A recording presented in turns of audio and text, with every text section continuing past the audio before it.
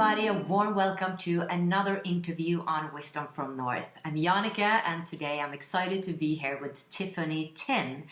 Tiffany is an international spiritual healer. She is a mystic teacher and a starseed channeler. She has run over 250 workshops and retreats, helping lightworkers especially heal and transform blockages to embody their authentic selves. And today we're going to speak about channeling especially. Hello, Tiffany. How are you today? Hi, Annika. Hi, everybody. I'm doing good. I hope everyone is doing well too. Thanks for having me here. Sure. I think your work is really interesting, and you have a lot of experience in channeling, or at least you have some beings that you're working with that have helped you master channeling. And I found that I wanted to focus on that today, and also a bit about ancestral connection, how we can heal, because they are influencing us. They're our heritage, and that energy that we still are a part of from our lineage. So, but I would like to ask you first, a starseed channeler, what does that entail? What is that? So that is a term I self-coined, and I ended up in my journey, in my readings, meeting a lot of starseeds. And I know in your channel you've talked a lot about starseeds too. And I found that my expertise is to find their origins. So I can open the Akashic records and read their past lives and be able to channel information of which star system they're from or what kind of lifetimes they had to really help them understand themselves and their life purpose. And I'm like, okay, so it's more like a starseed channel instead of like a past life channel. I love that. And speaking of that, now I get curious, because the way I see it is that we have been everywhere, in a sense. Like, I could have been on Earth like a zillion times, and in this star system and in this star system, and from a higher perspective, we're really one. So I've like lost more of like the need to know where I'm from. Like, it started out for me like I really needed to know where I was from. But what would you say? Would you say that you still have a more like connection to certain places or dimensions, in a sense, like I'm from Norway right now and feel like really connected to Norway, for instance?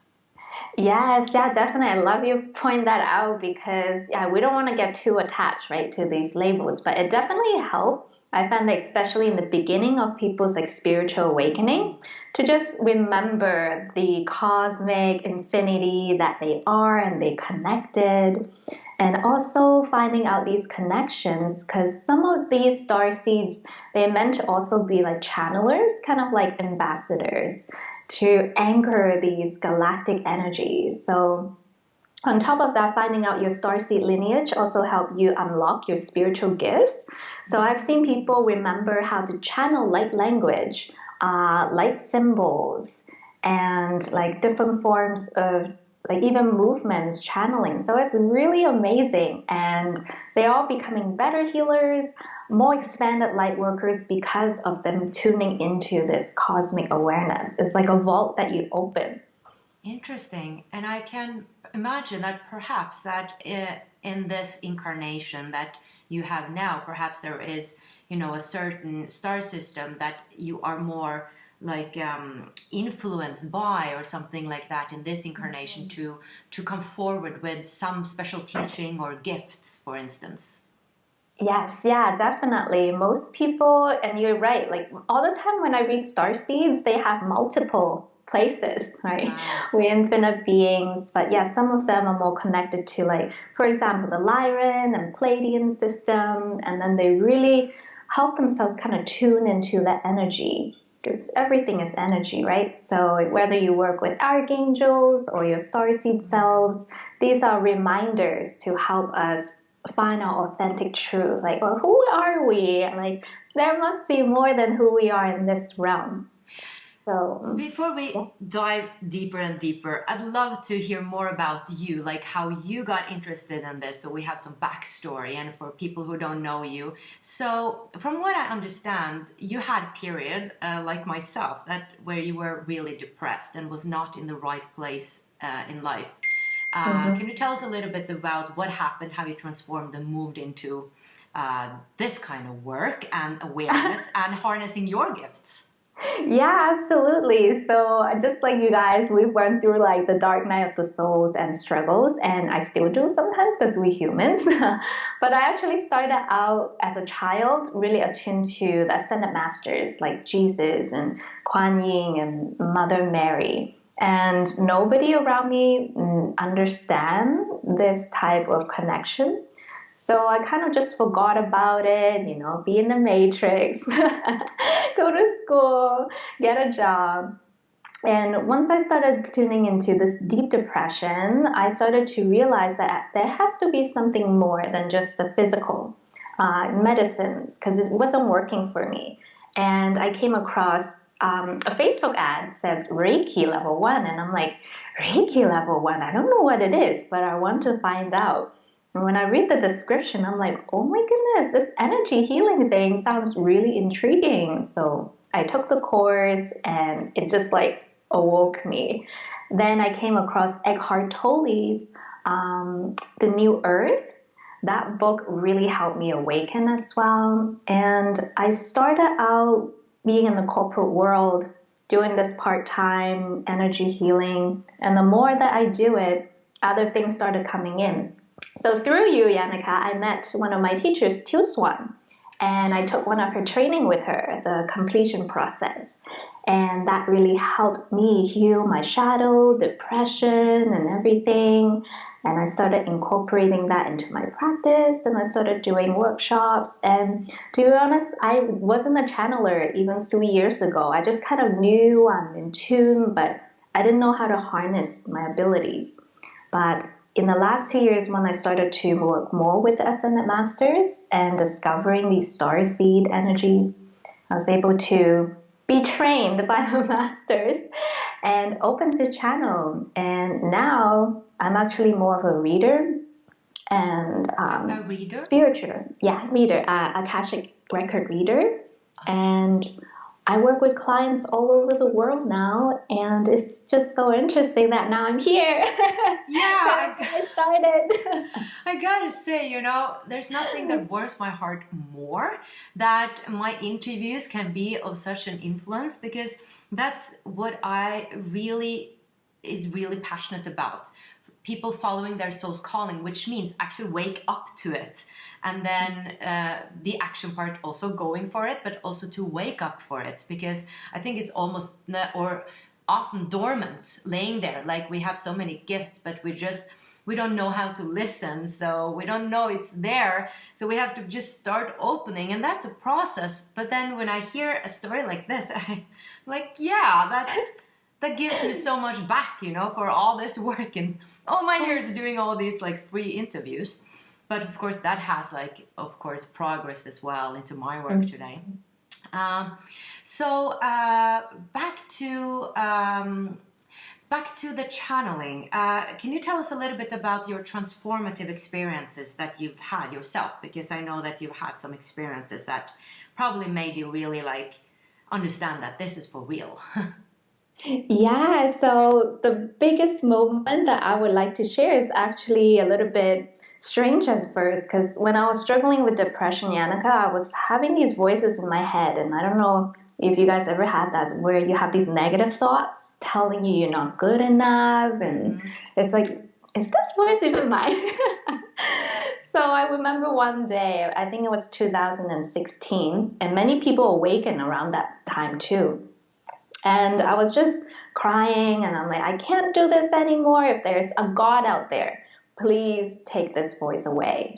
And all of a sudden, I could breathe again. It was very weird. There's like white lights, and then I stopped crying on the floor.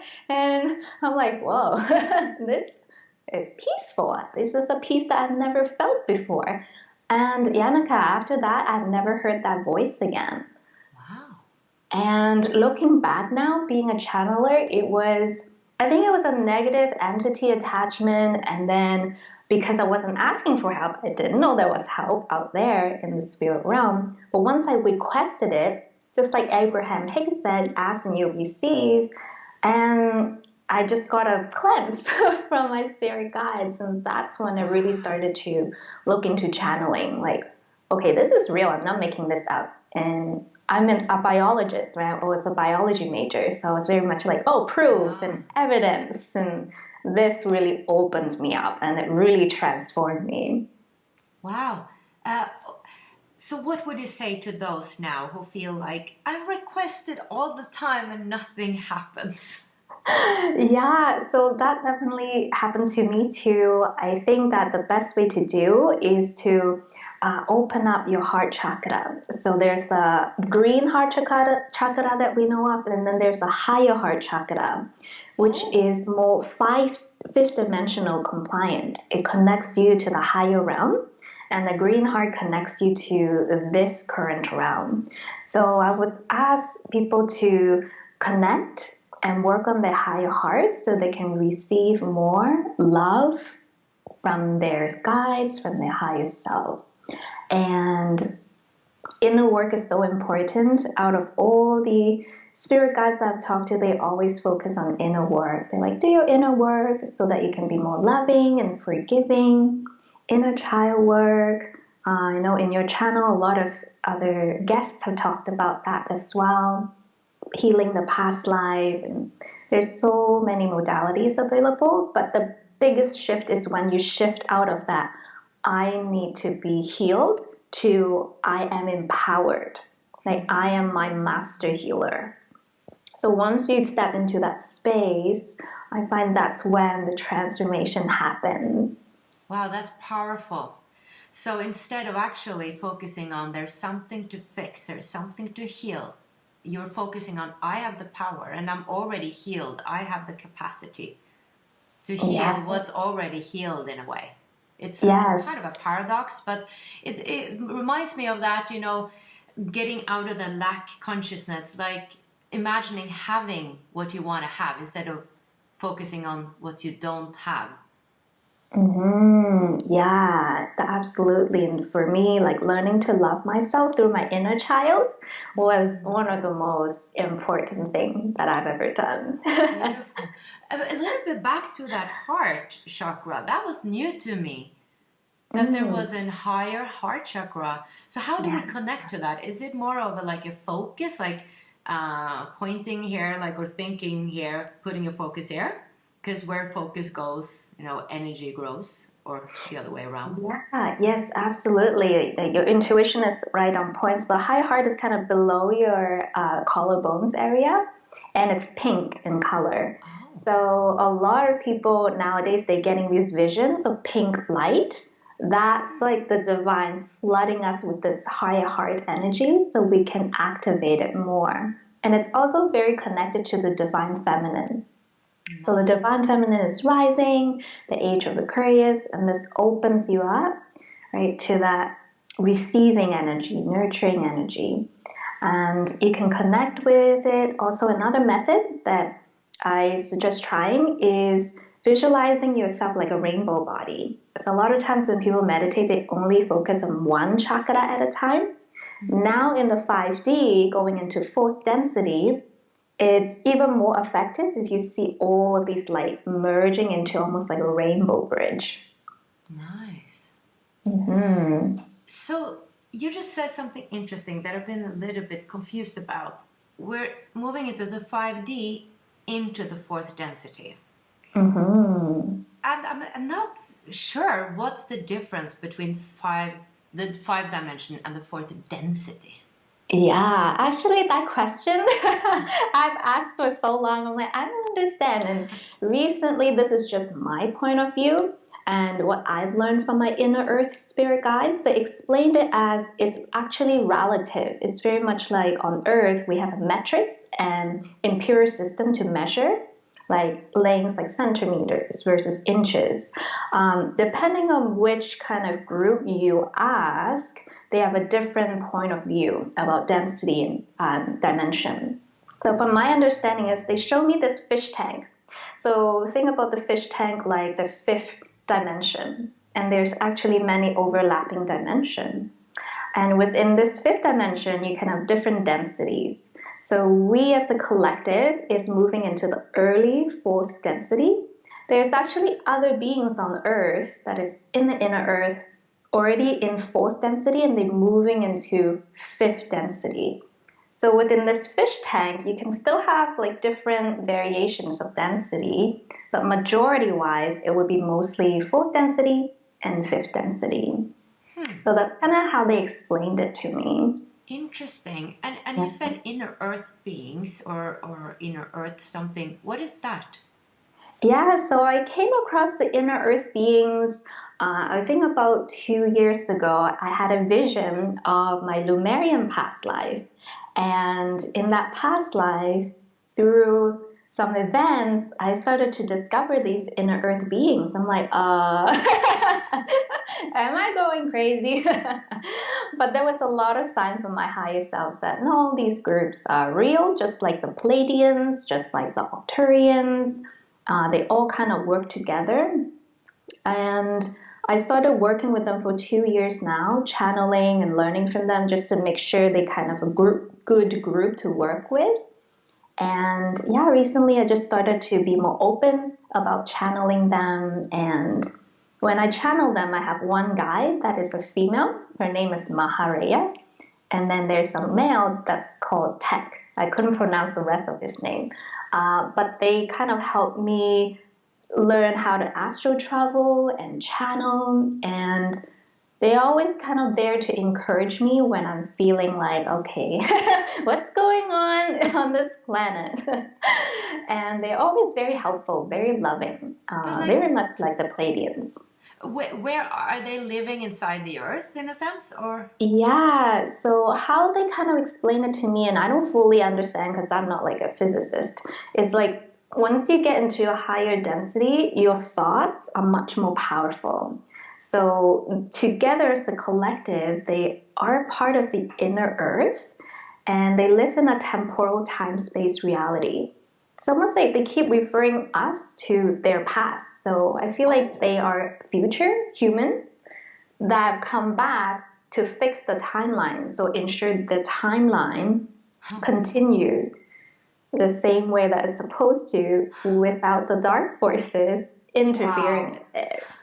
So it's very. I love this. I love this. I just felt like I was in a sci-fi movie right now, but I know. It's been a while since I've been like going into this, like going galactic, like I call it. But I love it. So interesting. Yes. Sorry. I think I interrupted you. Yeah, no, not at all. Like me too. I'm like, wait, what? I don't even fully understand this. All I know is I feel very connected to them, and I feel that they have been great teachers for me, especially during times when I'm struggling emotionally. They really give me those wisdom that I needed to move through those healings. So I'm like, wow, okay, well, thank you. Wow, what a great help. I like wish everybody had some sort of a connection so they could have that help. I'm working with another guy I'm going to interview now about angels. He has really help from them. So just having that, because I feel so many of us are feeling disconnected, which is the feeling of the dark night of the soul, and feeling separated is really like a trauma for us humans. But back a little bit, like I was thinking about the Greys. You probably have heard of them. Yeah. They have also been called our future selves, like in a lower vibrational timeline in a sense. What are your thoughts about that? Yeah, so from what I've been learning is that there's different types of Greys. It's kind of like we just look at them and say, oh, these are greys. So they said there are many different species. So there are some that are actually benevolent and they incarnate as starseeds right now in the human form. Okay. And then there's, those Zeta Grays that works with the perhaps not so good people to do like DNA harvesting and things that like we don't really want to be part of. And yeah, I think when it comes to disclosure coming in the near future, it's important for all of us to discern what information feels right to you and what doesn't. And it's always better to be more careful, right? Yeah. Than not. So, yeah. I feel like asking you, since you've been in contact with, it seems like these higher beings, higher evolved beings. And I remember Neil Donald Walsh, actually. I just thought of him now. I interviewed him. His last book was about that, like higher. He called it HEB, like HEB, higher evolved beings, that we needed help from them now, which I thought was really interesting. So have you ever seen visually, like either in your mind's eye, third eye, how they look like especially the Pleiades? Because I've heard that they are more like looking like Nordic people, like tall and blonde hair, and I was like, I feel like I identify with them. Not that I'm tall, I'm very small, but me too. Yeah, actually, I have not seen them physically, but I do see them a lot in when I'm practicing trance meditation. When they first come, they will kind of just show or let you feel that their presence is around you. Like they are not like intrusive, right? They just like, hi, we're here. You know, if you need help, we're happy to. I find that these like beings, they only come through permission of you and your higher self. So they're very respectful of your boundaries. And then once you start working with them, once your energy harmonizes with them, then you see a little bit more features. Like the Pleiadians, for example, yes, I do see some of them kind of like Nordics, but they have different colors hair as well. I've also seen feline-looking beings on the Pleiades through reading the Akashic records of my clients.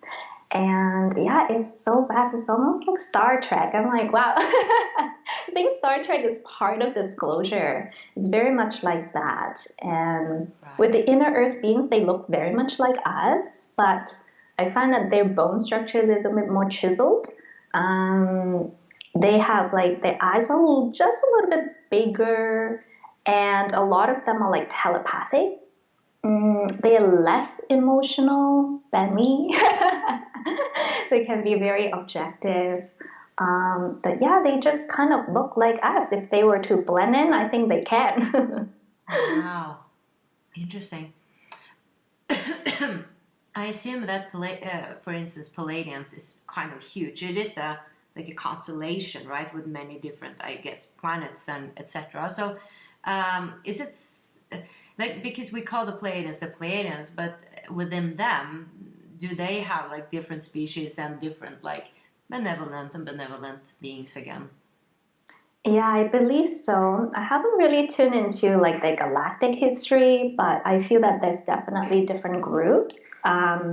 Even in the Galactic Council of Light, which a lot of channelers talk about, they also have different factions, right? It's just like our political party. You have like a party, but then have different representatives from different species. And there's quite a lot of them, but I don't know too much about those council meetings, to be honest. Galactic Federation of Light. I've heard that before.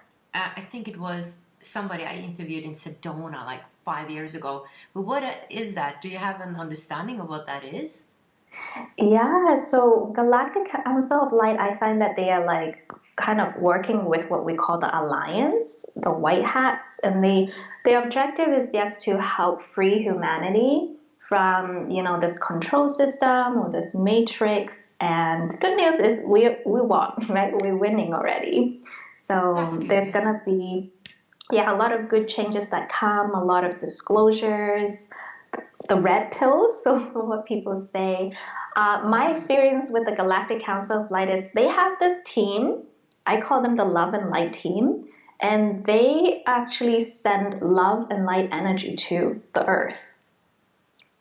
So whenever I feel that there's mass meditation, I can feel that love and light is being sent from like them, you know, the Galactic. So I'm like, okay, well, we have a lot of help. We have angels, we have Ascended Masters, we have these star beings. So very interesting stuff. Yes, and I think sometimes it has to do with what you tune into as well. Like you're tuning into that, and that becomes bigger. Like I used to, not used to, but at some point I wanted to explore darkness, but then I came to that it didn't make me feel any good, and why did I have to explore it?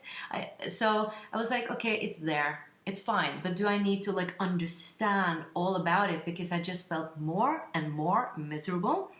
And then I was thinking, you know, what I give energy is what will grow, so why not just accept it's there and just focus on the light and bring more of that. So I tune into that, and after that it's kind of been not there so much anymore.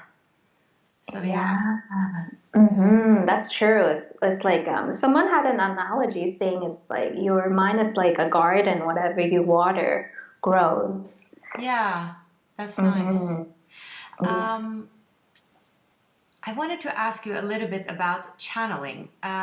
Is channeling something we all can do and should do in a sense, or is it, are we, is that where we're going, that we all will channel in a sense? Yeah, thanks for asking a great question. So I believe channeling is the thing that we already do, and everyone has the skill to channel. I think a lot of us know how to channel as a kid, but didn't get it nurtured or didn't get it validated. So a lot of people that I work with, they're like, yeah, I used to see auras and stuff, but my mom says I'm crazy. So I stop and shut it off. And so, yeah, I believe when an artist is painting, they are channeling. When a dancer is in her flow, then she's channeling. It's just being one with your higher aspect of the cosmic energy. And of course, if you want to connect with like these beings, there's precautions. So, just some precautions that I would say is first doing your inner work, like you mentioned, like dealing with the shadows first. Because I find that some clients, they like, oh, once I open the channel, I see things that I don't want to see. So I'm like, well, you have to face your shadow first. If not, when you bring in more light, what happens? It shines on everything that we've been hiding in our subconscious. So it's good to do some inner work first to ground yourself. And a lot of people think, oh, to open my channel, I just have to work on the upper energy centers. It's like, no. Think of a tree. The higher the tree, the deeper the roots. So I always say, you know, work on grounding. You always want to go in nature. Still kind of do the physical stuff like chores and exercise to ground yourself. And another thing I also really focus on is an invocation. So sometimes when people channel, they kind of just open and it becomes like a public karaoke, like whatever consciousness just comes in. But I'm like, no, guys, it's a VIP invitation. So when you have an invocation, such as, you know, dear source, dear divine, my higher self, my spirit guides, I want to connect with Archangel Michael today. Please connect with me with this angel. And you kind of have to, in exchange, say why. Like, why do you want to connect? What I do is I offer love. I'm like, I love the divine, I love humanity, and I want to connect because I want to help more people. I want to learn more about the spiritual realm, or I want a higher form of spiritual protection so I can deal with more spiritual matters. And so you kind of have to tell them why you want to connect with them and make sure you're in a state of peace. So if you're crying and if you're triggered, don't do channeling. Once you're more calm, like in a good state, then you can start channeling. And having that invocation and intention to protect yourself is very important. So, for example, you can smudge yourself, you can wear your crystals, you can just focus on radiating love and light all around your field. And having those practices really helped me master channeling. Mm-hmm. Yeah, because there is a chance that you can draw in some negative beings that are, you know, taken advantage of, and new or a person who's not that trained. Yeah, exactly. So we want to be careful. You want to set your energetic boundaries and call up the masters first to work with them and get really good. One book that I would recommend for your audience that is interested in learning channeling is called Open to Channel. I forgot the author is called Sanaya, but it's a very good book to read if you want to connect with your guides. I feel sometimes that there's so many guides that I'm not quite sure who to connect to. It's like you said, you have the inner earth beings and the starseeds, and we have the angels, and we have our ancestors, and there's just so many. Like, yeah, and my higher being, and so I don't know. Like, yeah.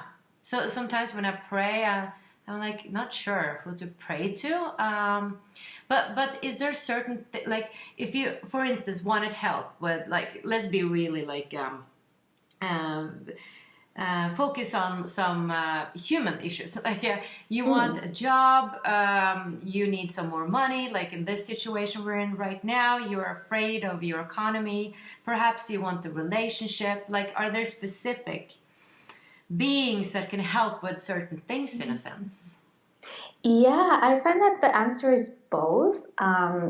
In general, when I start like a healing session, either for myself or people, I call everyone in, like the ascended masters, beings of love, light, and ascension. That's how I call them. And if let's say you become more advanced and you're more open, well, I don't want to say advanced, but like just more connected, and you find out, oh, well, this guide of mine helps me with this. So, example, my inner earth guides helps me strictly for spiritual healing and channeling. So then if I need something, then I will ask them. Whereas like if I need like a strong spiritual protection, if I'm doing some deep healing for someone and I need very strong protection, I will ask Archangel Michael, right? Because he's known for protection, for expelling negative entities. So I would connect directly to him. But I think it's like a playground, right? They call the universe Lila as a playground in Sanskrit. So you just kind of see, who do I want to connect with today? And if you don't know, you just ask your higher self or ask source. Ask for the most appropriate spirit guides to help you. Do you hear them in a sense or feel it? Sometimes I've been like, exploring myself in meditation. I really don't feel like I have like, that I'm not sure sometimes if this is myself like talking, or if it's coming from another place. I definitely have had some experiences, but I've never felt that like someone is talking to me or communicating to me directly. And I have a very rational mind, but I'm a more like I feel when something is right or not. But when I'm meditating, I don't feel like I can hear or get messages. It's more of a knowing thing, and then yeah, so my question is, are you kind of hearing the message? Or is it like you're hearing your own voice and then you feel that this is from them or by them because it's much more like profound than you would have thought? Like it's a sentence that you wouldn't have thought, for instance, or said, like something like that. Yeah, so that's a great question. There's different clear abilities. So I think from yours, Yannicka, is like clear cognizance. So clear cognizance is just a knowing.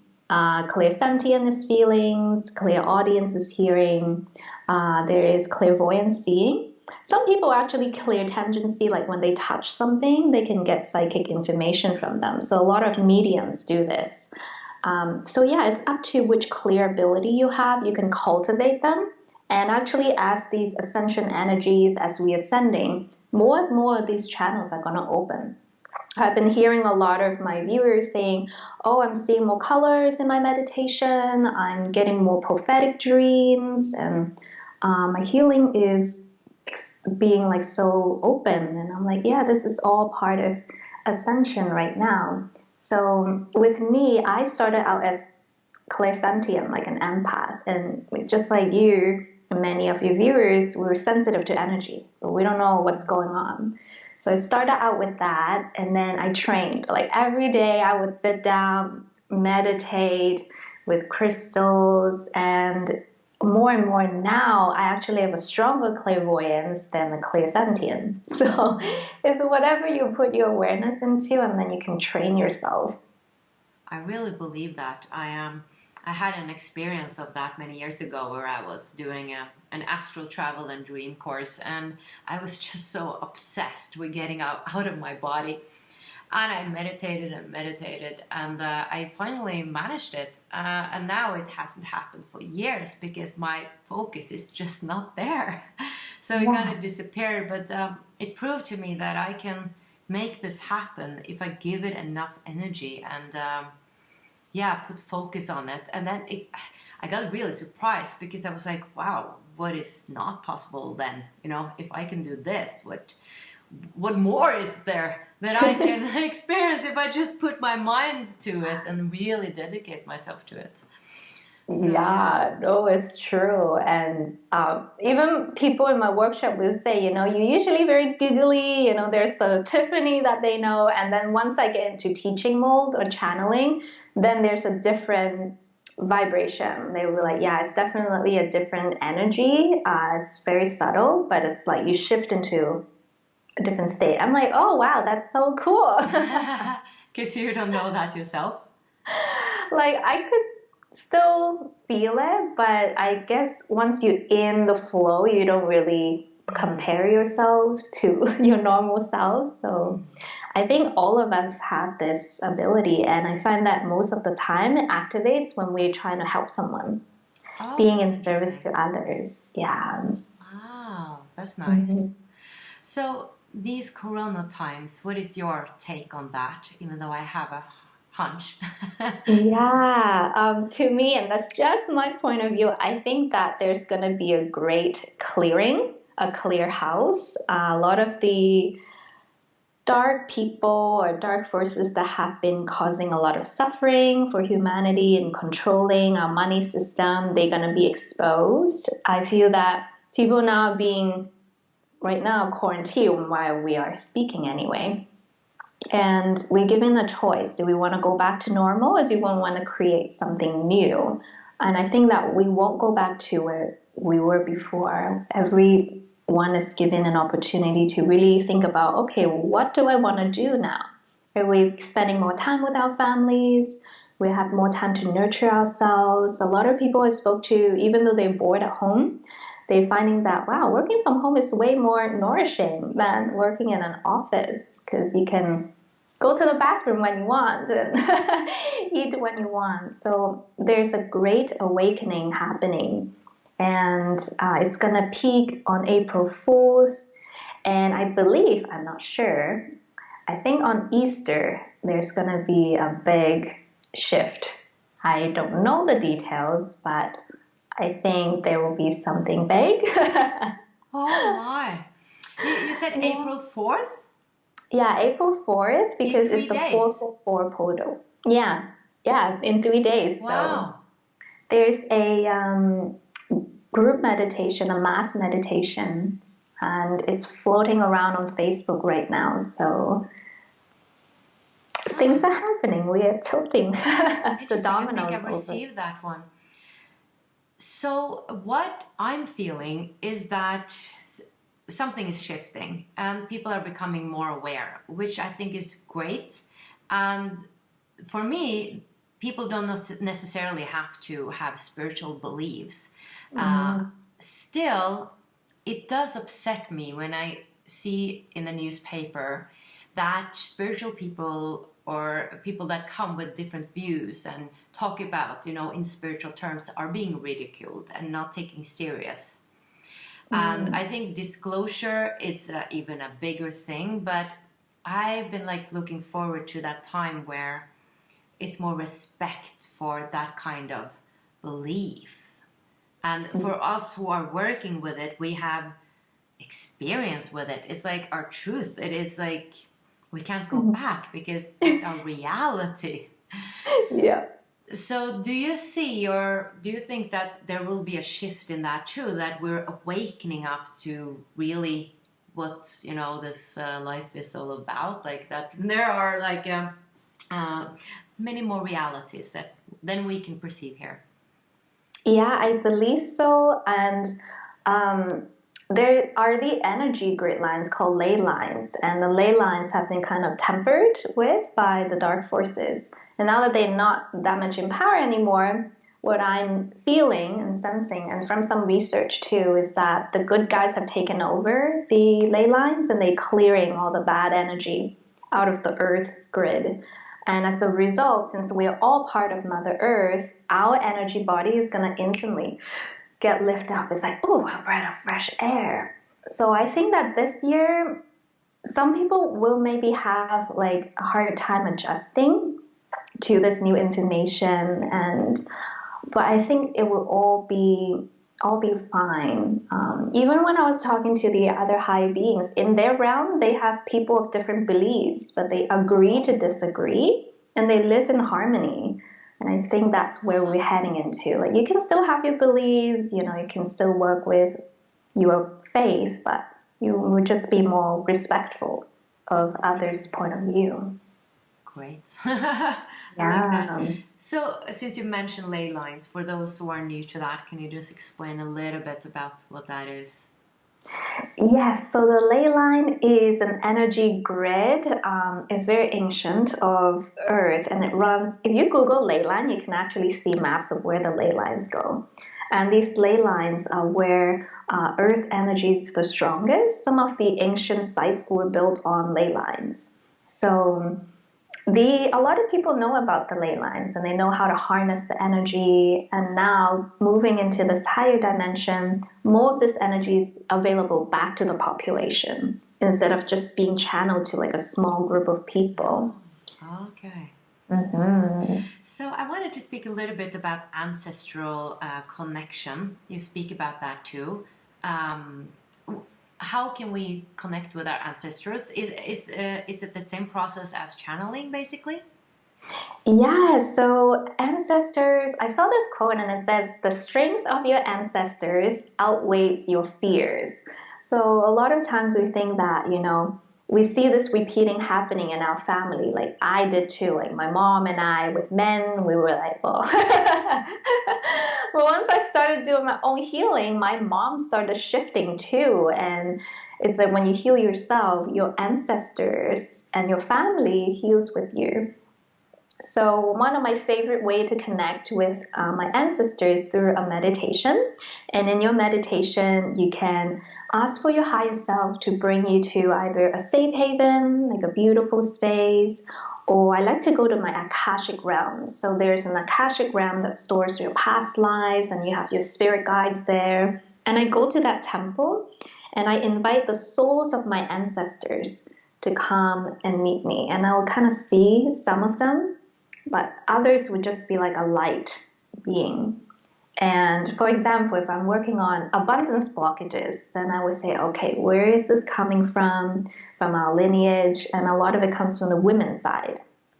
The women in my ancestral line had this like being dominated, being silent wound. So then I would like see us being in a circle and drawing out all these old blockages and letting source transmute those old blockages and sending love to my ancestors and ask them to join me too as I'm doing this work to support me. And yeah, it's really, I can talk about this for a long time, but that is the basic stuff. You can connect with your ancestors. Always connect with your higher self and the higher realm first, and then ask for what you want to do. Then from that space, you elevate the results of that healing as well. So, what if, because this healing is then available for us, and in a sense, it seems like sometimes we need to find it or seek it, but what if we are supposed to have an incarnation where we are experiencing lack? Like we signed up for having an experience of actually having lack so you can appreciate, I don't know, or learn about how it's like to have lack. Like perhaps in another life you had a lot and you judged, poor people, whatever the story was, and you're now to experience the opposite. So I'm just wondering about then, should you heal it? Because then you lose the experience in a sense. Yeah, no, that's a good question. I experienced some of those too. I was seeing like my ancestors like in poverty, and some of them are like really wealthy. From the healing experience, healing is like you said, it's not about fixing it, but to integrate it. So it's like, okay, these experiences happened. What can I learn from this experience? It's like the wounded healer theory, right? You healer from your own wounds, you learn how to heal those wounds, and you help other people. It's the same way. And connecting with your ancestors also give you this broader perspective of, oh, I really appreciate how we have, experienced all these hardship and brought me to where we are. And it's like an energetic healing. So it's like releasing, and a lot of shamans in Peru, they always talked about it. It's just releasing energetically, so you're not holding it into your own body. That made really sense, because in the healing it's kind of an understanding, a realization. It's not like you said, it's nothing to fix, but it's, in a sense, it seems like you have then integrated the experience that you actually were supposed to have, and then you have kind of mastered it in a way when you have been healed then. Exactly. Yeah, And that made that, sense to me. yeah, that's when we break the pattern. They say Yeah.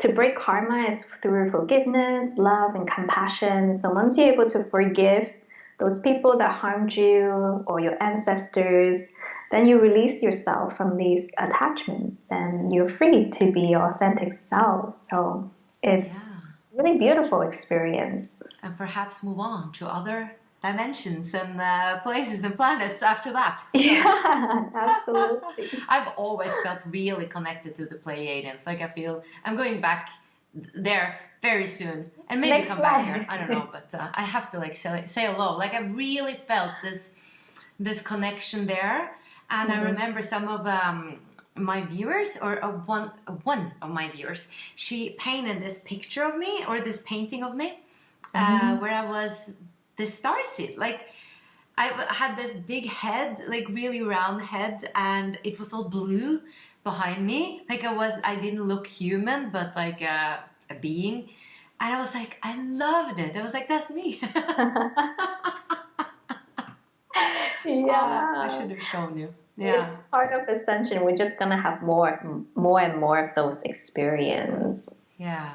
So, Mhm. last question for today. The big message from the beings that you're channeling.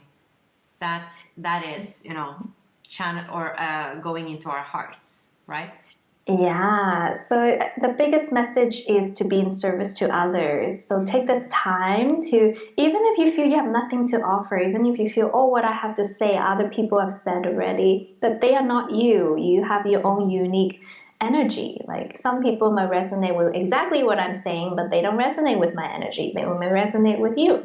So think of ways how you can serve. Like each of us have so much knowledge, so just share to like an online circle, share whatever uplifting material you can, and just be in service to others. Teach and learn from others.